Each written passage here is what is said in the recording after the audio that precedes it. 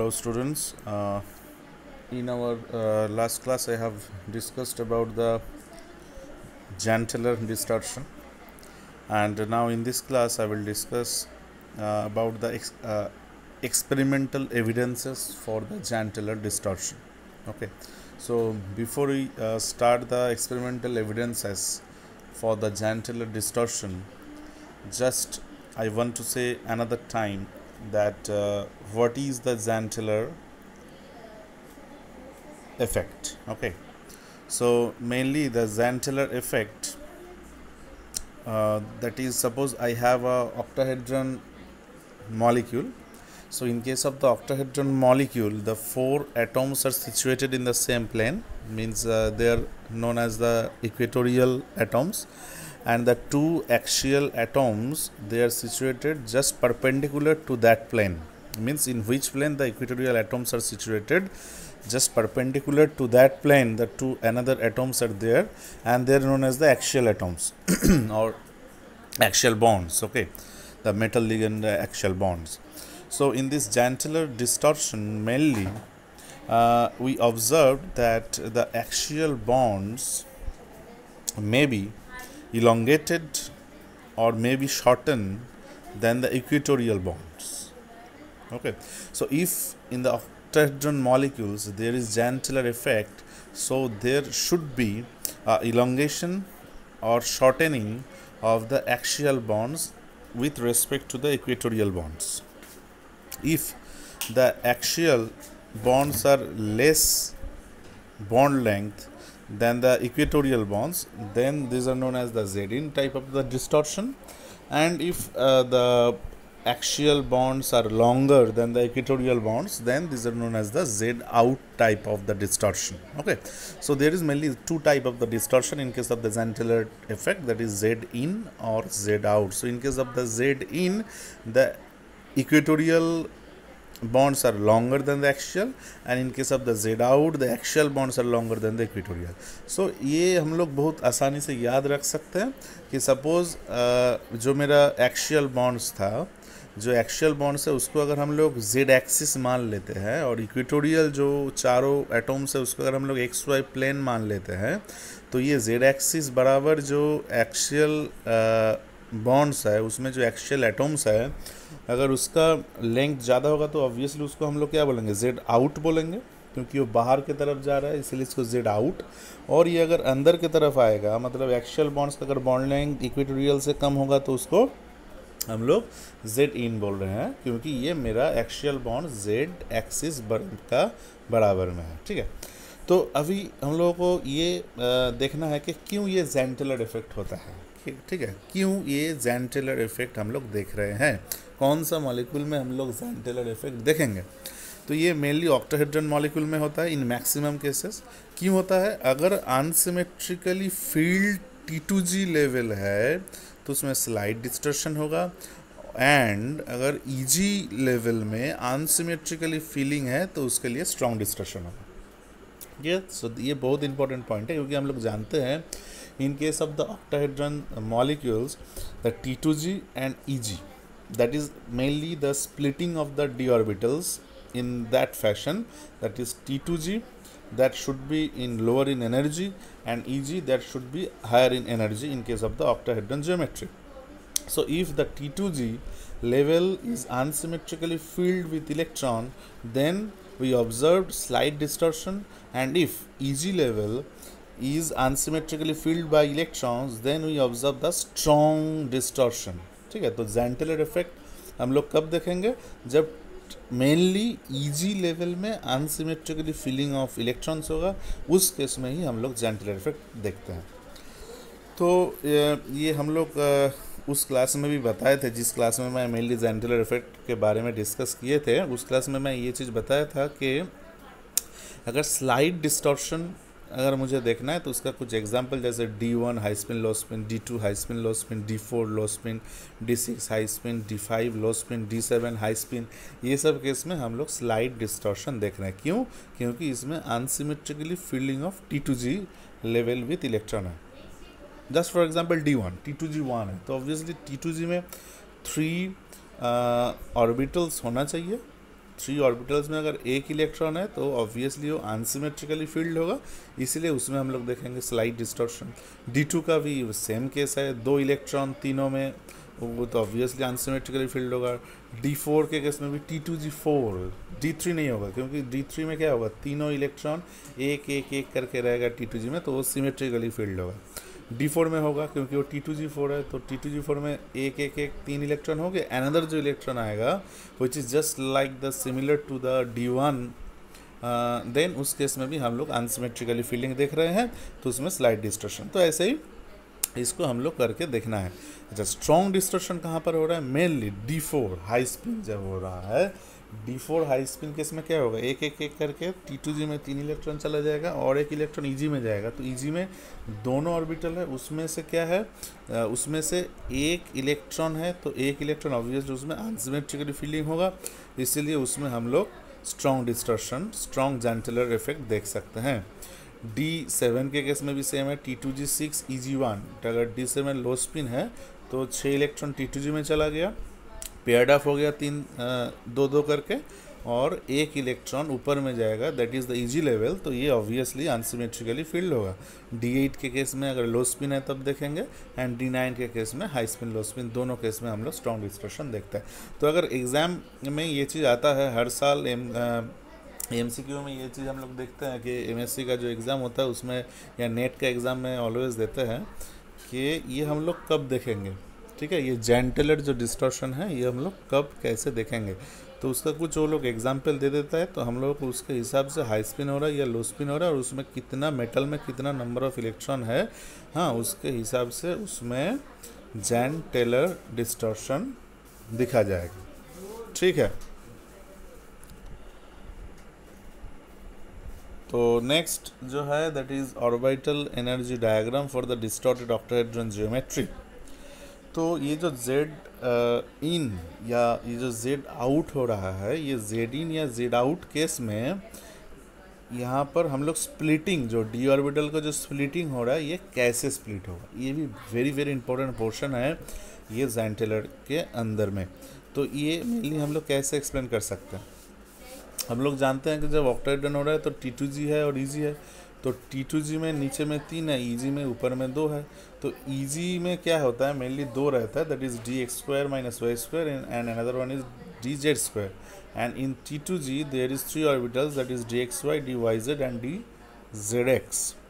So in case of the Z in, if I consider the Z in, that is our right side portion, that is our Z in portion, in that case Z in means क्या है, Z in means जो axial जो atoms था वो metal centre के बहुत आसपास में आ गया है, इसीलिए इसको हम लोग Z in बोलेंगे। Z out कब बोल रहे हैं, जब मेटल से एक्शियल का बॉन्ड लेंथ ज़्यादा इंक्रीज हो गया, तब हम लोग Z out बोल रहे हैं। तो Z in जब होगा, एक चीज़ ठीक से ध्यान से सुनो, अगर Z in होगा तो मेटल और एक्शियल एटॉम जो है इसके बीच में क्या होगा, मेटल में भी d इलेक्ट्रॉन है और उधर जो लिगेंड है उसमें भी इलेक्ट्रॉन है, तो इलेक्ट्रॉन रिपल्शन ज़्यादा होगा। तो जो Z एक्सिस में है उस Z एक्सिस का इलेक्ट्रॉन रिपल्शन ज़्यादा हो रहा है, क्योंकि एक्शियल का बॉन्ड लेंथ इक्वेटोरियल से कम हो रहा है। तो कम अगर होगा तो ऑब्वियसली एट्रैक्शन तो होगा, उसके साथ साथ रिपल्शन भी होगा। तो हम लोग का CFT मेनली क्या है, CFT में हम लोग एट्रैक्शन तो देखते ही हैं, उसके साथ साथ रिपल्सन को भी हम लोग देखते हैं, इसीलिए हम लोग ये स्प्लिटिंग देखते हैं, ठीक है ना। जैसे ये T2G EG क्यों हो गया, क्योंकि वहाँ पर इलेक्ट्रॉन इन मेटल जो है और लिगेंड का जो इलेक्ट्रॉन है इसमें हम लोग रिपल्शन देख रहे हैं, और इसके कारण हम लोग वहाँ पर मेनली स्प्लिटिंग देख रहे हैं। तो यहाँ पर भी सेम है, जब मैं Z in की बात करूँगा तो Z in के केस में मेटल और एक्शियल का जो लिगेंड है उसके बीच में डिस्टेंस बहुत कम होगा। तो अगर डिस्टेंस कम होगा तो उसमें एट्रैक्शन ज़्यादा होगा एंड रिपल्शन भी ज़्यादा होगा। तो इसके लिए जो Z वाला जितना भी ऑर्बिटल है, ठीक से देख लो, Z वाला जितना भी ऑर्बिटल है सब एनर्जेटिकली लेस स्टेबल हो जाएगा। तो अगर एनर्जेटिकली लेस स्टेबल का मतलब क्या है, एनर्जी हाई होगा, है ना। जितना लो एनर्जी होता है उतना ज़्यादा स्टेबल होता है, और जितना एनर्जी हाई होता है उसका स्टेबिलिटी उतना डिक्रीज कर जाता है। तो यहाँ पर देखो कि जो जेड इन जब हो रहा है तो जेड एक्सिस के बराबर जो ऑर्बिटल्स है they are energetically less favoured, तो ऑब्वियसली उसका एनर्जी हाई हो रहा है, इसलिए D Y Z and D Z X and D Z square इसका एनर्जी देखो बाकी डी एक्स वाई या D X square minus Y square से ज़्यादा हो रहा है। ठीक है, और जब हम लोग जेड आउट के बात करेंगे, अगर मैं जेड आउट वाला यहाँ पर जो मैं देख रहा हूँ जेड आउट को देखो, जेड आउट का केस में क्या हो रहा है, जो ईजी है ईजी में D Z square D X square minus Y square है और टी टू जी में D Y Z D Z X है एंड डी एक्स वाई है। तो जब जेड आउट होगा, ठीक है, जब जेड आउट होगा तब मेटल और एक्सियल में जो एटम है या लिगेंड है उसके बीच इलेक्ट्रॉन रिपल्शन क्या होगा, बहुत कम होगा। मतलब जेड एक्सिस में जो ऑर्बिटल्स रहेगा उसका वो ज़्यादा स्टेबल होगा, इसका मतलब उसका एनर्जी लेस होगा। इसीलिए D Y Z D Z X and D Z square देखो ये एनर्जेटिकली ज़्यादा स्टेबल हो रहा है, तो इसका एनर्जी ऑलवेज लेस आ रहा है। ठीक है, so that is the main reason कि जेड इन और जेड आउट ये दोनों केस में क्यों हम लोग ये जो इलेक्ट्रॉनिक जो डिस्ट्रीब्यूशन है या क्रिस्टल फिल स्प्लिटिंग जो है ये क्यों डिफरेंट होता है। ठीक है, तो जेड इन में जेड वाला जो भी ऑर्बिटल होगा ये ऊपर में चला जाएगा और जेड आउट में जेड वाला जितना भी ऑर्बिटल्स है इन डी सबसेल वो सब नीचे आ जाएगा। ठीक है, तो ये जेड इन और जेड आउट जो होता है मेनली जेड आउट ही हम लोग देखते हैं, means mainly in maximum cases, few cases obviously उसका एक्सेप्शन है, बट इन मैक्सिमम केसेस हम लोग देखते हैं कि Z out type of distortion means axial जो बॉन्ड लेंथ है ये ज़्यादा होगा then the equatorial bond length. Okay, so now I am just coming to the experimental evidences for the Xanteller distortion. Okay, what are the experimental evidences? At the first point, copper 2 Cu2 means copper that is our 29, तो Cu2 मतलब इसमें D9 electron होगा। तो हम लोग यहाँ पर देखे थे अगर D9 हाई स्पिन या लो स्पिन है दोनों ही केस में स्ट्रॉन्ग डिस्टॉर्शन देखते हैं Xanteller। तो जब Cu2 है so that is D9 system, तो D9 में हम लोग Xanteller डिस्टॉर्शन देखेंगे, ऑब्वियसली देखेंगे और वो स्ट्रॉन्ग भी होगा। तो इसीलिए सपोज ये जो CuF2 that should be actually a molecular solid, तो इसमें 4 bonds is 1.93 angstrom and 2 bonds 2.27 angstrom. इसका रीज़न क्या है, ये जो 4 बॉन्ड्स है they are actually in the equatorial position और बाकी जो 2 बॉन्ड है दैट इज़ 2.27 एंगस्ट्रॉम, मतलब ये हो गया मेरा एक्सियल पोजीशन। तो एक्सियल यहाँ पर ज़्यादा लंबा है देन द इक्वेटोरियल, इसका मतलब that is our Z out type of the distortion. ठीक है, CuBr2 में देखो, CuBr2 में भी लगभग सेम ही है, 4 bonds that is 2.4 angstrom and another 2 bonds that is 3.18 angstrom. तो इसमें भी हम लोग mainly Z out type of the distortion देख रहे हैं। Next, metal ligand bond distortion. तो मैं सपोज मेरे पास D4 हाई स्पिन, मैं देखो यहाँ पर मैं D4 हाई स्पिन दिखाया था कि D4 हाई स्पिन में स्ट्रॉन्ग डिस्टॉर्शन हो रहा है, तो यहाँ पर भी मेरे पास D4 हाई स्पिन है। Suppose chromium 2 and manganese 3 complex है that is CrF2 and suppose MnF3। तो ये जेड आउट या जेड इन होगा that is totally experimental things, but distortion होगा। हाँ, ये हम लोग बोल सकते हैं कि किस मॉलिक्यूल में Xanteller डिस्टॉर्शन हम लोग देखेंगे, जहाँ पर easy unsymmetrically field with electrons होगा वहाँ पर हम लोग डिस्टॉर्शन देखेंगे। बट जेड इन या जेड आउट ये हम लोग जब तक एक्सपेरिमेंट ना करेंगे ये या उसका क्रिस्टल मतलब एक्सरे क्रिस्टलोग्राफी से ये चीज़ हम लोग देखते हैं कि किसका बॉन्ड लेंथ ज़्यादा है या कम है। अगर ये हम लोग नहीं करेंगे तो हम लोग नहीं बोल सकते हैं कि जेड इन या जेड आउट हो रहा है। तो यहाँ पर मैं D4 हाई स्पिन का एग्जांपल दे रहा हूँ that is chromium 2 and Mn3 complex. तो ये अगर दोनों केस में देखूँ दैट इज़ CrF2, तो ऑब्वियसली यहाँ पर जेड आउट हो रहा है, KCrF3 जेड इन हो रहा है, MnF3 जेड इन हो रहा है, गामा MnO बेसिक में जेड आउट हो रहा है, तो मतलब डिस्टॉर्शन हो रहा है। जेड इन हो या जेड आउट हो, बट डिस्टर्शन हम लोग देख रहे हैं. So that is the metal ligand bond distortion. So that is also experimental evidence for the Jahn-Taylor distortion. Next, that is very very important for your exam also. In part 3, I think you guys also seen the absorption spectra of the TiH2O6 3+, and in MSc there is that is also important question, that what would be the absorption spectra for the TiH2O6 3+ complex. So titanium 3+ complex, that is actually our D1 system. So in that system we are mainly observed that is the Z in type of the distortion, not Z out. इसमें हम लोग Z in type of the distortion देखेंगे, जो बहुत rare होता है Z in type of the distortion. तो अगर ये TiH2O6 3+, ये D1 सिस्टम है, इसमें मैं Z in देख रहा हूँ. तो ये जब ये Z in होगा तो D1 सिस्टम. और एक चीज़, ये D1 सिस्टम मतलब यहाँ पर मुझे एक्चुअली मैं स्लाइड डिस्टॉर्शन मुझे देखना चाहिए. देखो यहाँ पर D1 सिस्टम में क्या होता है, T2G में अनसिमेट्रिकली फील्ड है. तो T2G में अगर अनसिमेट्रिकली फील्ड है तो उसमें स्लाइड डिस्टॉर्शन होना चाहिए. तो ऑब्वियसली यहाँ पर डिस्टॉर्शन हो रहा है और ये Z in type of the distortion है. तो Z in जब है तो इसका कैसे स्प्लिटिंग होगा, मैं यहाँ पर दिखाया था कि अगर Z in होगा तो इसका स्प्लिटिंग कैसे होगा. Z in के केस में क्या होता है, Z वाला जितना भी ऑर्बिटल्स है दे आर एनर्जेटिकली हाई हो जाएगा. ठीक है, ये एनर्जेटिकली ज़्यादा हो गया. ठीक, तो ये जो एब्जॉर्प्शन जो स्पेक्ट्रा है that is in case of the TiH2O6 3+, तो इसका फर्स्ट हम लोग EgT2G में कैसे इसका स्प्लिटिंग हो रहा है ये हम लोग यहाँ पर दिखाएं. तो यहाँ पर एक इलेक्ट्रॉन है दैट इज़ आवर D1.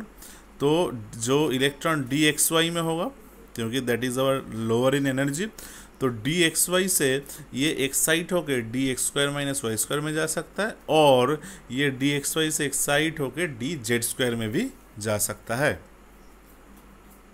ठीक है, तो अगर DXY से DX² - Y² में गया, सपोज इसका जो लाइट का जो फ्रीक्वेंसी होगा, मतलब जब इलेक्ट्रॉन एक स्टेट से अनदर स्टेट में जाएगा तो ऑब्वियसली उसके लिए एनर्जी का सप्लाई होना चाहिए, और जब वो बैक में आएगा तब एनर्जी उसका रिलीज़ भी होगा. सपोज जो एनर्जी रिलीज़ होगा उसके कॉरेस्पॉन्डिंग जो फ्रीक्वेंसी है that is equal to h जो जानता है. सो जो दैट इज़ आवर nu1, और DXY से जो DZ² में जा रहा है उसका frequency that is our nu2.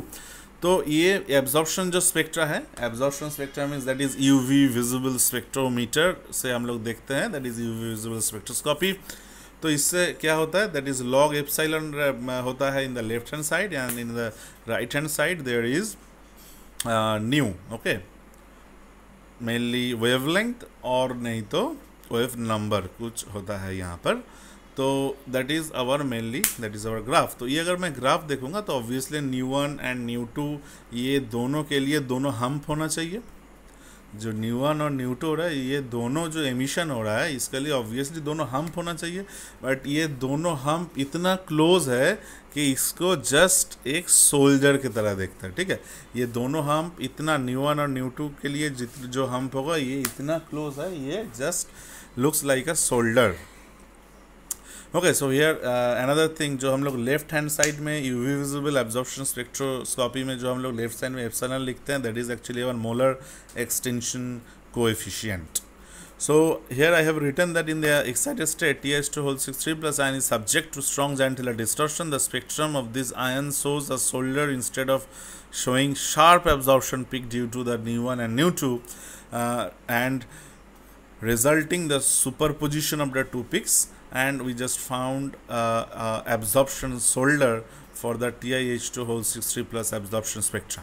Okay, next, that is another proof of Jahn-Taylor distortion, that is the absorption peak of the COF6 3-, cobalt F6 3-. so cobalt F6 3-, यहाँ पर फ्लोरीन है, फ्लोरीन मतलब so F- that is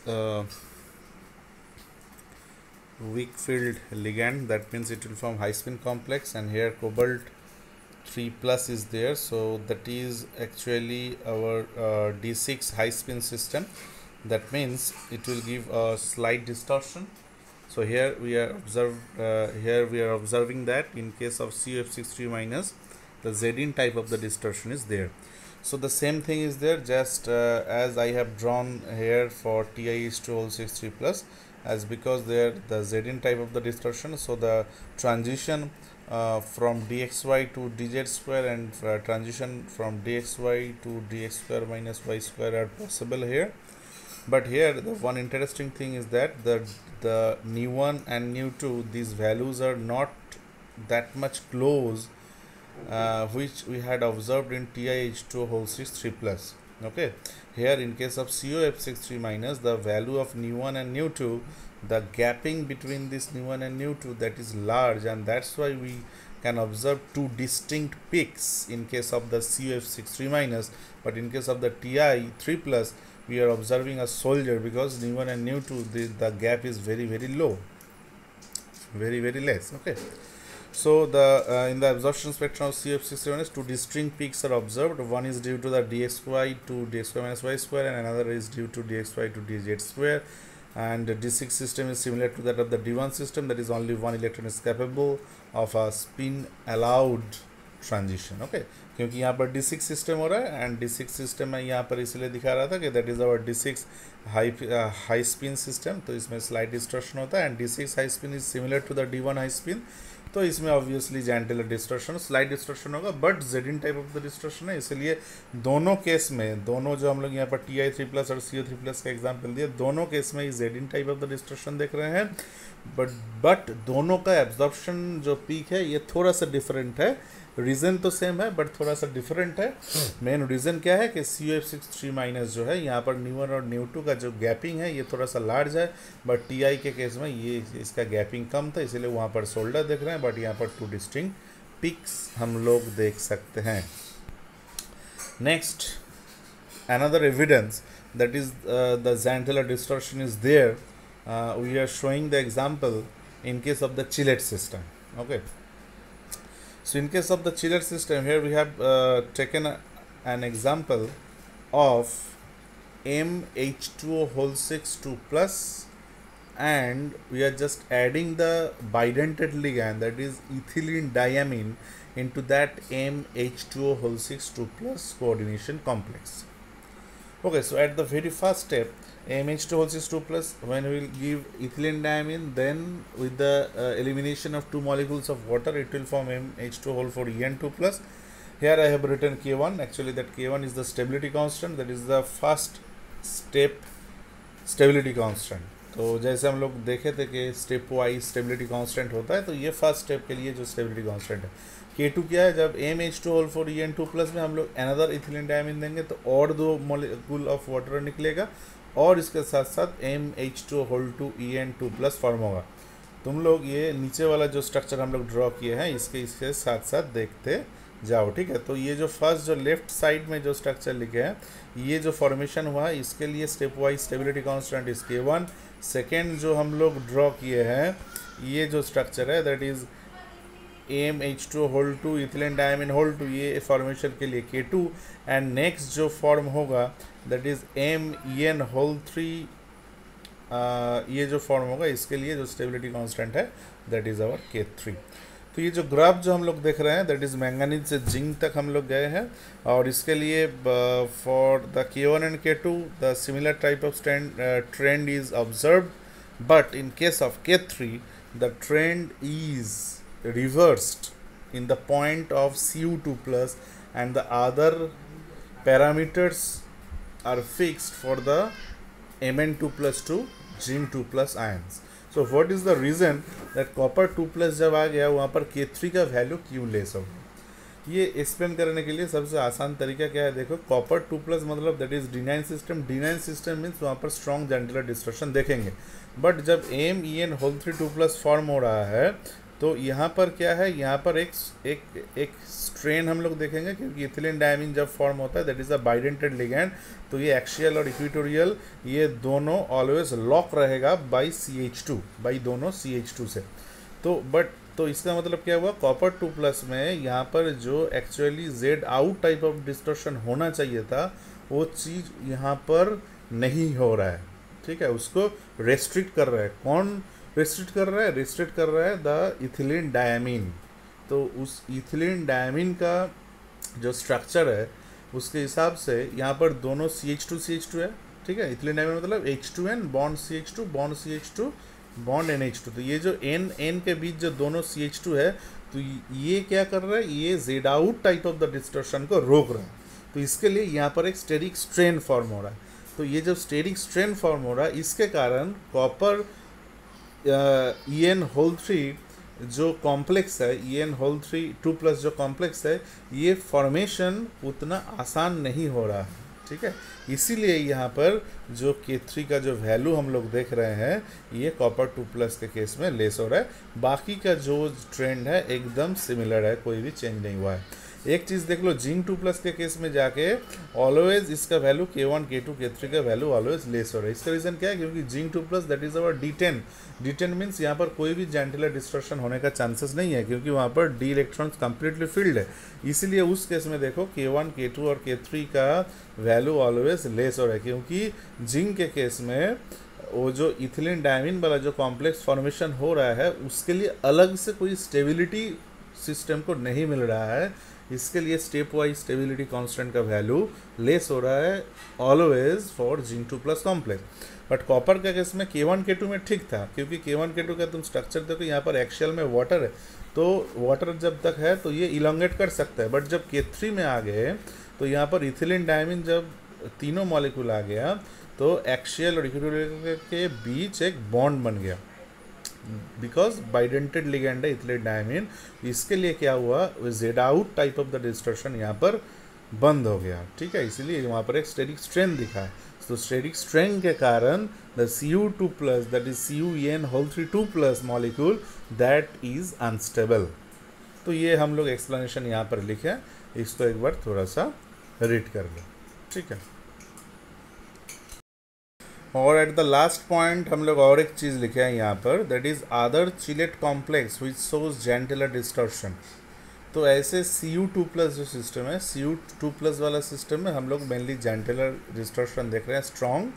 but जब हम लोगों के पास bidentate ligand आया, तो उस केस में हम लोग क्या देखे हैं कि उस केस में जो एक स्टेरिक स्ट्रेन काम कर रहा है, क्योंकि वहाँ पर बाइडेंटेड जो एक्शियल और इक्विटोरियल के बीच लिंक कर रहा है, उसके कारण कॉपर 2 कॉम्प्लेक्स का एक्शियल पोजीशन का जो एटम है वो ये इलोंगेट नहीं कर पा रहे हैं, इसलिए यहाँ पर एक स्ट्रेन हो रहा है। इसके लिए मॉलिक्यूल का स्टेबिलिटी लेस हो रहा है, इसके लिए K3 का वैल्यू भी लेस हो रहा है, ठीक है। तो अदर कुछ कॉम्प्लेक्स है जैसे Cu बाइपिरिडिन HFACAC2, ये जो कॉम्प्लेक्स है, इस कॉम्प्लेक्स में भी हम लोग देख सकते हैं यहाँ पर बाइडेंटेड लिगेंड है। तीनों ही बाइडेंटेड लिगेंड हम लोग देख रहे हैं, मतलब दो टाइप्स ऑफ लिगेंड है। जैसे यहाँ पर बाइपिरिडिन वाला जो है, दैट इज़ हम लोग जो राइट साइड में लिखा है, यहाँ पर ये एक बाइडेंटेड लिगेंड है। और एक जो लिगेंड है दैट इज़ HFACAC लिगेंड, इसमें भी हम लोग देख रहे हैं दोनों HFACAC लिगेंड है। और इस केस में भी हम लोग क्या देख रहे हैं, इस केस में भी हम लोग स्टेरिक स्ट्रेन देख रहे हैं। तो इसके कारण यहाँ पर भी जेंटिलर डिस्टॉर्शन हम लोग देखेंगे। इसीलिए देखो यहाँ पर CO जो ट्रांस है, ओके, CO ट्रांस का और CO सिस का एंड CUN का, ये तीनों का अलग अलग बॉन्ड लेंथ हम लोग देख सकते हैं। इसका मेन रीज़न क्या है, क्योंकि ये कॉपर 2+ सिस्टम है, और कॉपर 2+ सिस्टम में हम लोग जेंटिलर डिस्टॉर्शन देखेंगे, ठीक है। तो आज का क्लास में हम लोग जो मेनली डिस्कस किए हैं, फर्स्ट हम लोग डिस्कस किए हैं what is the Jahn Teller effect, ये क्यों होता है। Jahn Teller effect mainly unsymmetrical filling of EG level जो है, अगर वहाँ पर फीलिंग ऑफ इलेक्ट्रॉन्स अनसिमेट्रिकल होगा तो ऑब्वियसली वहाँ पर हम लोग जेंटिलर देखेंगे।